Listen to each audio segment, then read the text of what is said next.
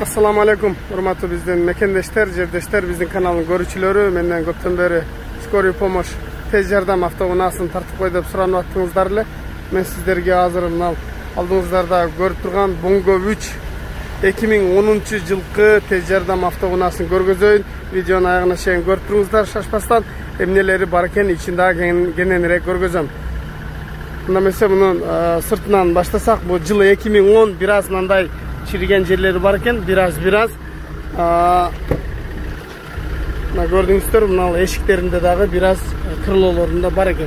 Biroq ага карабастан bunun пробегиндагы сиздерге көргөзүп коеюн. Болгону 32.140 жүрүптүр. Складывание зеркала, электрозеркало, электропакет, аккасын көргөзүүчү камерасы, полный электропакет көрдүңүздөр, мына складывание подогрев жана башка.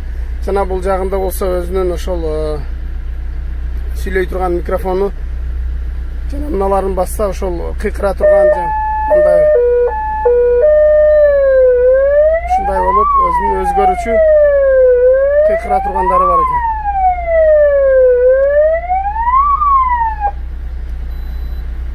Ушундай экен достор. Мен сиздерге бир катар азыр ичиндагы тартып көргөзөм. Бул жака 2 киши отурса болот. Бул айта кетчү нерсе пятиуступенчный, бул мына көрүп турган бул водовый. Төртөө тең тартат. Тоо ташка аябай ыңгайлуу автоунаа. Эми мен сиздерге бул жагын көргөзөйүн. Көрдүңүздөр, бул жагында окошко бар, жаап койсо дагы болот, нолну ачып койсо дагы болот ички тарабынан. Азыр ички тарабын сиздерге көргөзөйүн. Бул салону сиздерге түшүнүктүү эле болду окшойт. Айта кетчү нерсе достор, мунун жылы 2010 көрөтасыздар. 2010 4 ВД аябай ыңгайлуу. Тоо ташка төрттөн эле тең тартат. Мына жагын көрсөңүздөр достор, 2 кислородный баллону бар экен. 2 кислородный баллону бар экен. Жана мына тез жардам автоунаасын түшүнгөндөр болсо өзү түшүнөт бул кандай экенин. Мен сиздерге тартып көргөздүк болгону. Буну бир сыйра колдон өткөрүп койсо дагы да бизге кызмат кыла бермекчи. Бул тарабынан көрүнүшү. Азыр достор, мен сиздерге муну салонун ачалы. Салонун ачып көргөзөлү. Бисмилла деп. Бул жагында 2 ступенькасы бар экен. Бисмилла, бул жагына отура турган болсок, бул болсо ошол жабырлануучуну алып кетчүн дөңгөлөктөрү менен насылкасы экен. Муну болсо асты ичи болсо мындай бардачок болсо, бул жака киши отурса да болот. Бул жагын карасаңыздар, саат илинип турат, жана полкалары бар экен өзүнүн. Бул жагында ошол оборудованиясы. Жана бул жака печкенин кондиционер же болбосо жылуу айдачы түтүкчөлөрү. Мына болсо мына жерден мындай болуп жабылат, жана сиздерге көрсөткөндөй жаап койсо шопурга эч кандай тоскоол болбойт. Мына жагында умальниги бар экен, кичинекей болгон умальниги. Ал жерге ошол суу салып койсо умальниги бар экен, кичинекей болгон. Ал жагы астына ошо умальниктин челегин коюп койсо, чакасын коюп койсо болот экен. Көрдүңүздөр достор, өдөсүндө кармай турган кол кармап алуучу ручкалары, жанагы автобустардын, микроавтобустардын ичинде болгон эле. Жана ушундай эле ичин тартып кетчү камерасы дагы бар экен бул жагында. Полкалары. Бул жака дары-дармектерин салып алчу. Жана ушундай эле мына жерде жанагындай насылкасы дагы бар экен комплегинде. Жанагы бир жерден алып келип көтөрүп келчү жабырлануучуну. Азыр мен сиздерге арка тарабынан дагы тартып көргөзөм. Мунун кандай экендигин дагы көрөсүздөр. Аккумулятор, 2 аккумулятор бар экен бул жакта, баллон күлүштөрү.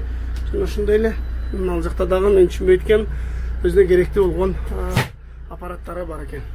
안에 선풍기며 뭐 회전, 뭐 에어컨 변환기 뭐 이거. бул жерден айтып атат, жанагы вентиляторду иштеткен, жана кондиционерди иштеткен управление ушул жерден табылса болот дейт да. 이거는 저거 하는 거고.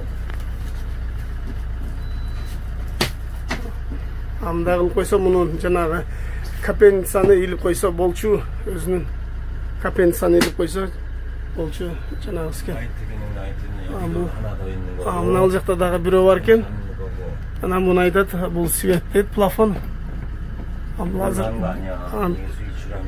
alacaktan işletse olad deyt. 안에 공간이 여기는 진 공간 놔두는데. Bul aslında ошол ашча нерселер салуу үчүн полкаларды. Божо шиты. Божо шиты. Бул дагы ошол насылка экен, ушундай болгон. Бул дөңгөлөгү бар насылка, бунун дөңгөлөгү жок насылка. Азыр мен сиздерге муну аркасынан көрүнүшү достор, аркасын көргөзүүчү камерасы жана аркасындагы ушундай спец сигналдары. Бул арка тарабынан көрүнүшү, өзүңүздөр көрдүңүздөр, мына насылканы алып келип туруп, мынага мындай кылса чыгат. Мына көрүп атасыздар, мына ичинде зашелкасы бар экен, муну көтөрсөң чыгат, кийин кайра ушуга киргизип коет экенсиң. Бул арка тарабынан көрүнүштөрү эки этапта ачылат экен эшиги.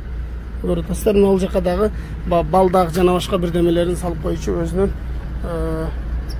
месталары бар экен. Мындай болуп жабылат экен. Достор, мен сиздерге кеңирээк түшүндүрүүнү туура көрдүк. Бул арка тарабынан көрүнүшү. Арка тарабынан бул спец сигналдары бардыгы иштейт экен. Азыр көрдүңүздөр, мына капталындагы жана арка алды тарабындагы спец сигналдары бардыгы иштейт экен. Муну болсо эшик ачылганда мына жерге келип өзү зашелка болуп калат экен. Ушундай достор. Мына достор, мен сиздерге мунун мына спец сигналдары жанып турган учурундагы сиздерге тартып көргөзүүнү туура көрдүк. Ушундай достор. Эми мунун кызык эле баасына келели. Баасы 7,5 миң, Кореядагы баасы. Мунун растаможкасын, жол киресин мага WhatsApp'ка жазсаңыздар, түшүндүрүп айтам. Себеби контейнерге бир эле бул машина эмес, мындан сырткарда машина жүктөлүп, ошол комплектке карап баасын ошого карап эсептейбиз бул машина. Сиздерге мындай айтайын, орто себеби менен $3,000 тегерегинде болуп калат жол киреси. Растаможкасы болсо бул спец болгон үчүн $500-600 налог төлөнүп эле растаможка болбойт. Өкмөттүн карамагына өткөн үчүн бул НДС менен налогуна төлөнүп калат. Эми сиздерге кыскача түшүндүрмө. Ушуна достор, мындан кийин дагы биздин канал аягына чейин көрүп туруңуздар. Азыр сиздерге мындан башка дагы тез жардам автоунааларын көргөзмөкчүбүз. Анда достор,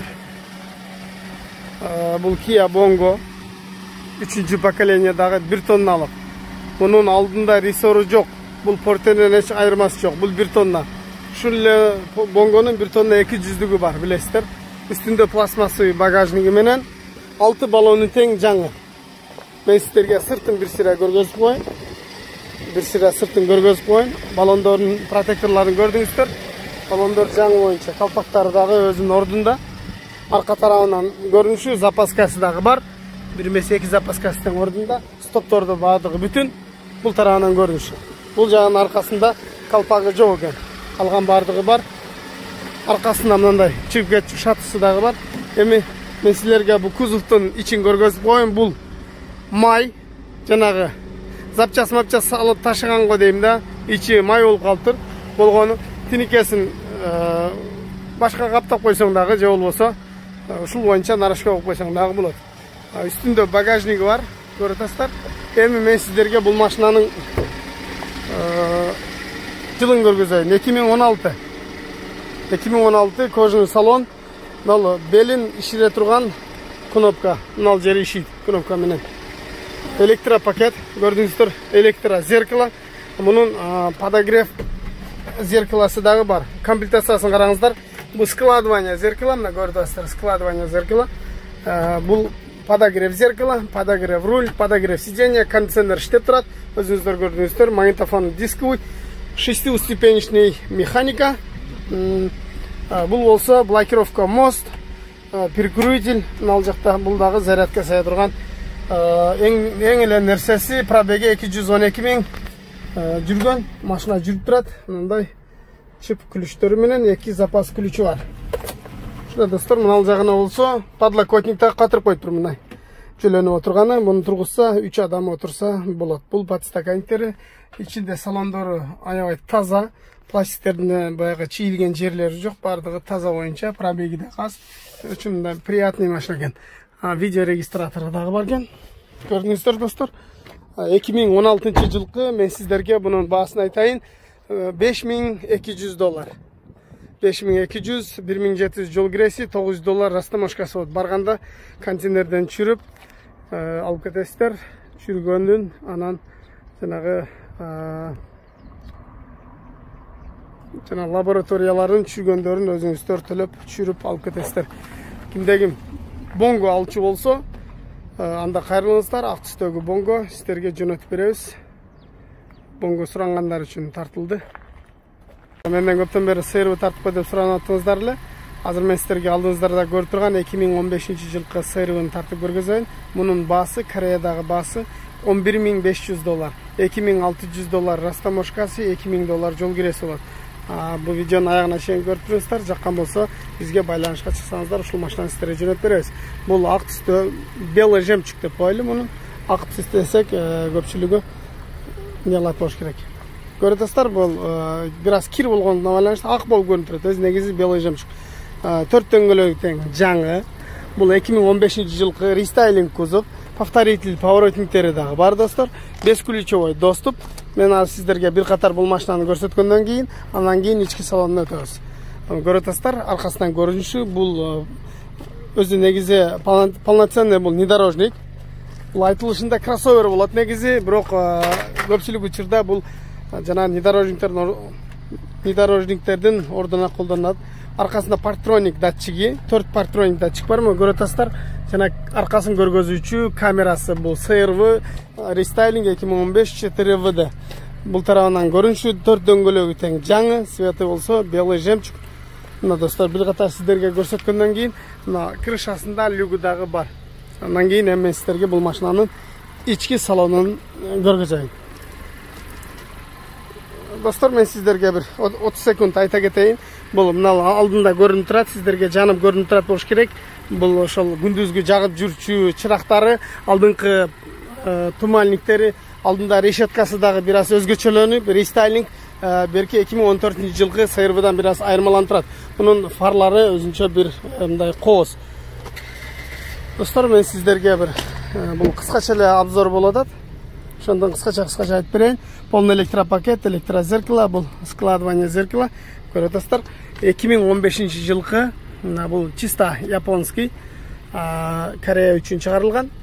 Электрический сиденье, кожаный салон, кожасында жыртылган жерлери жок.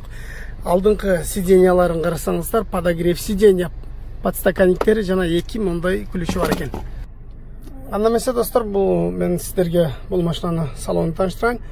Коопсуздук жаздыгы, бул подушка безопасности жана мультируль өзүңүздөр көрөтөсүздөр. Бул жагында болсо экраны жайгашкан жана монитор бар бул жакта. Бул камера, аркасын көргөзүүчү камерасы дагы бар, көрөтөсүздөр. Бул старт-стоп кнопка, автомат. Мен сиздерге бул жагынан көргөзөйүн. Бул менюсу менен бул FM радио, саат жана башка нелерди көргөзсөңүз болот. Мына көрөтөсүздөр, азыр FM 80 жана 10 километрге жете турган ушундай бензини калды. Мындай сыйырбын айдап жүргөндөр менден жакшы билесиздер. Мен сиздерге көрсөтө кетейин. Бунун пробеги 100.372 км жүргөн. Азыр эшикте 28 градус жылуу. Бул рестайлинг. Алдында авторегистратор дагы бар достор. Мына көрөтөсүздөр, подушка безопасности бул жакта дагы жана алдыңкы стойкаларда дагы бар. Бул жагы болсо под дерево көрөтөсүздөр, жанагы мына жагы кожасы үстүнөн катталып тигилгендей болуп жасалган. Аябай мындай шикарный десек болот.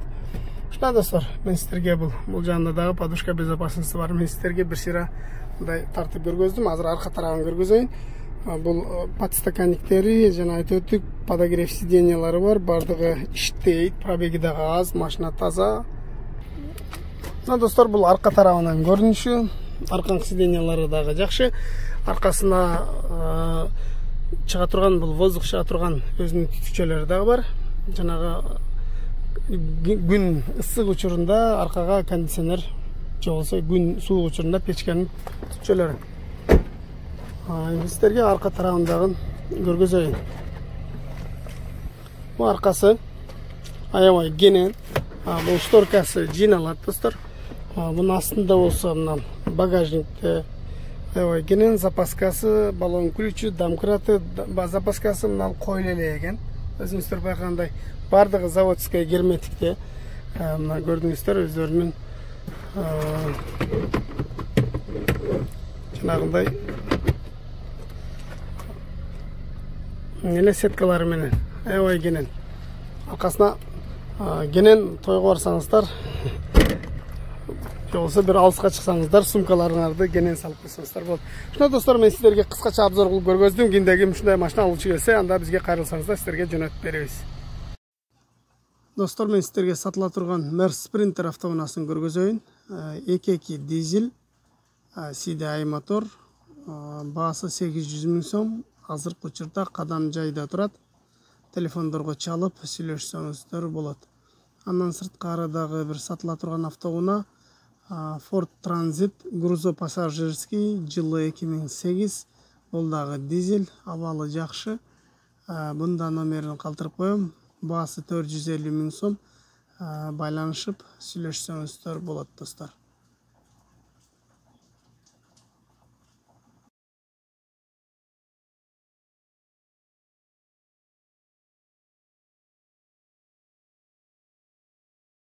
Урматтуу достор, биз кече күнү корейский Апаловкага буушныйга жана жаңыга заказ берип келдик эле, бүгүн алып келди.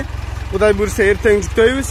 Бул буушныйсы, бул болсо ошол $24 жанагы ортосунда фанерасын алмаштырган, мындайча айтканда жаңы эсебинде. Ушуну алып келди. Биз эртең буйрса жүктөйбүз.